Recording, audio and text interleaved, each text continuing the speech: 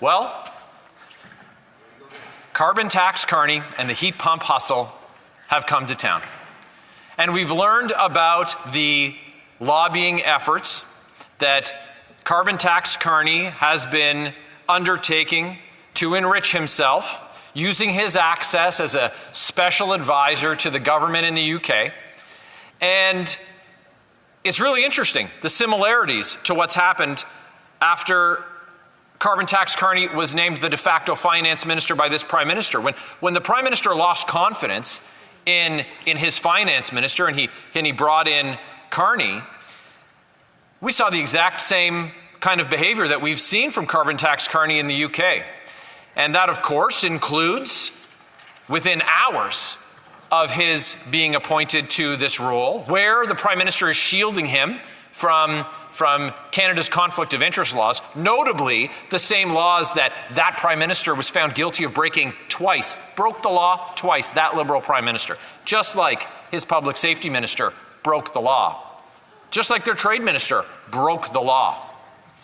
But he's shielding Mark Carney from that law because within hours of having been named to that position, what did he do? Well, he thought he'd start by doing what Liberals do, and that's help out their buddies. A $2.14 billion loan for his friend who runs Telesat. Now, the Liberals got really upset when I talked about how there are market-based solutions, of course, that could do much cheaper what they were proposing to do, but it wasn't about solving high-speed internet, it was about enriching their friends. What else did Mark Carney do in his first week on the job? Well, he tried to get his hands on $10 billion pension dollars in a scheme for Brookfield, the company that he's a CEO of. And in that same first week, what did carbon tax Carney do? Well, he decided that he'd let the prime minister know, you need to change mortgage rules so that we can have longer, larger insured mortgages. Well, why would they want it? Why would carbon tax Carney want to do that? Of course, because Brookfield, the company of which he is the board chair for, is the second largest private mortgage insurer in the country. This is what they do. They help out Liberal insiders all while Canadians struggle just to get by. So what's the upside for Canadians with the appointment of a de facto finance minister outside the bounds of the obligations that public office holders have, the ethical rules that these Liberals can't seem to stay on the right side of? Well, we know that he's looking to succeed the prime minister, and obviously the Liberal prime minister wants to displace the finance minister as a contender for that job. But when you boil it all away, it's another Liberal elite who wants to help his friends and Liberal insiders. While Canadians are lined up at food banks in record numbers, 2 million Canadians using food banks every month. A third of those food bank users are children. We have 25% of Canadians, according to StatsCan, who don't know where their next meal is going to come from.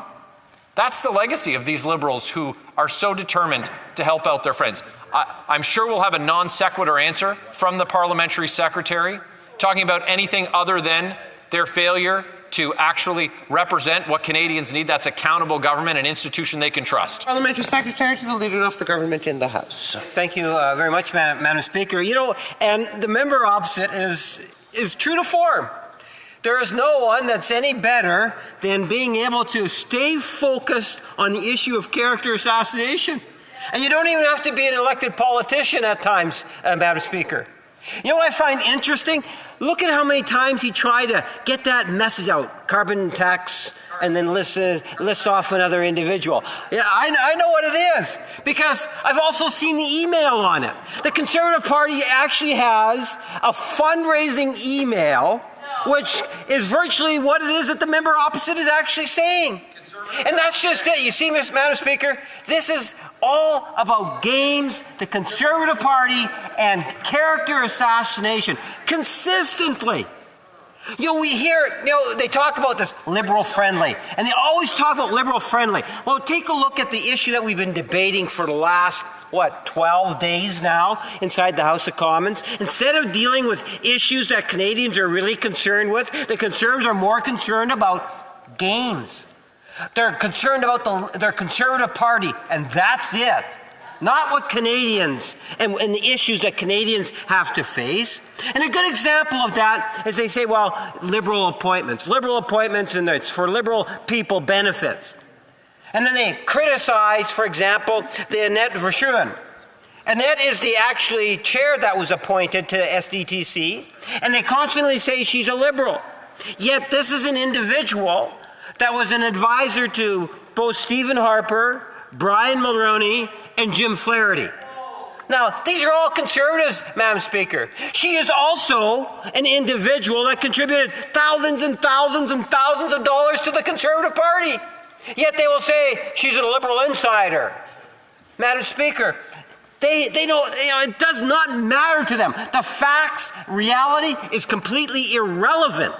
All they want to do is to make people look as bad as possible, even if it's spreading misinformation, and then try to generate cash through misleading emails to Canadians. I'd love to see their email bank. It's got to be 1 million plus, Madam Speaker, in terms of individuals. How they get that data mining? Well, they learn stuff from the United States. This is the far right moving in to the Conservative Party. It's that mega right, Madam Speaker. And they understand how it is that they can milk the system. And that's exactly what the Conservative Party or the Conservative Reform Party is all about, Madam Speaker. And that's the type of thing. When it comes about being responsible, forget that.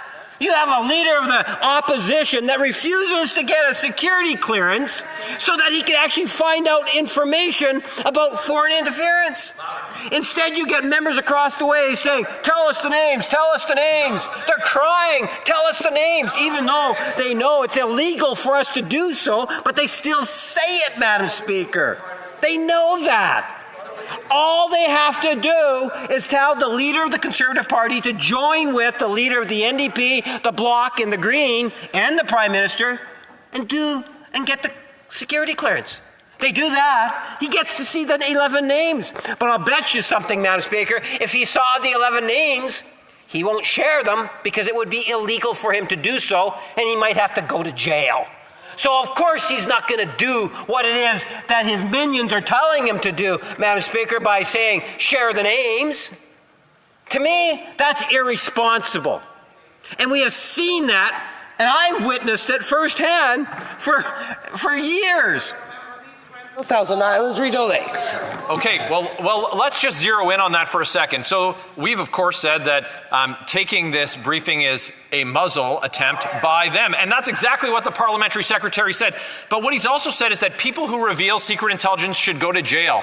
Well, come out with your hands up. Reported in the Globe and Mail today, federal officials provided intelligence about India to Washington Post. That's this Liberal government breaking the Canadian Criminal Code. He's a parliamentary secretary for the government. Do you think for a second he's going to get up and condemn the criminality in his own government? Because we've seen it all over the place, whether it's with the Arrive scam or whether it's with this latest scandal where now they're breaching their own national security rules. It's rules for thee, but not rules for me. That's what they say. I'm fascinated that he's interested in getting on the Conservative Party mailing list, but maybe he should open up a book and learn a little something about what goes on in this place. And our job is to represent Canadians, not represent liberal elites like they have with carbon tax Carney, who's lined his pockets with the heat pump hustle and who's doing the same thing as a board member at Stripe. They claimed they were cutting credit card fees. Well, that's what the fake finance minister said. But meanwhile, Carney, he's pocketing the cash at Stripe because they're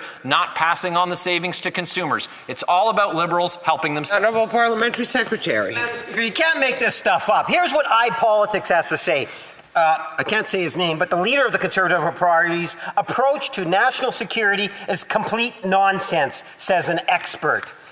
Conservative leader blank is playing with Canadians by refusing to get top-level security clearance and receive classified briefings on foreign interference, according to one national security expert. That we're talking about Wesley Wark. Well, Wesley Wark was the security advisor not only for Liberal governments, but also Conservative governments. Madam Speaker, it goes on to say, on the national security issues, said that the Tory leader is knowingly misleading the public by claiming he doesn't need clearance because his chief of staff has received briefings.